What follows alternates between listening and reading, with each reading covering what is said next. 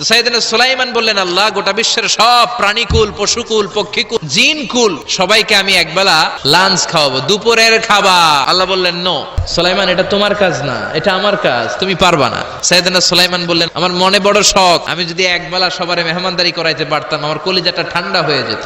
আল্লাহ বললেন, ওকে, ট্রাই করে দেখো পারো কিনা। সাইয়েদনা সুলাইমান আলাইহিস সালামের অনুসারী ছিল জিনেরা। জিনের বাদশারে বলল, জিনের বাদশা, দাও সাগরের পাড়ে 40 কিলোমিটার জায়গার মধ্যে খাবারের আয়োজন করো। জিনের বাদশা বিশাল বিশাল ডেগ পাতিল নিয়ে সমস্ত জিনদেরকে নিয়ে রান্না বান্নার কাজ শুরু করলো। 40 কিলোমিটার ব্যাপী জায়গা নিয়ে খাবার তৈরি করা হচ্ছে। সব যখন রান্না শেষ, চলে এলো সেই মহেন্দ্রক্ষণ। ইন দ্য মিন টাইম সাগরের ভেতর থেকে এক বিশাল আকৃতির তিমি মাছ হা করে ডেকে বলল, সুলাইমান, খাবার দাও। উনি ঘোষণা দিলেন, যাও এটারে খাবার দাও। তিমি মাছ বিশাল বড় হা করে বসে আছে সাগরে।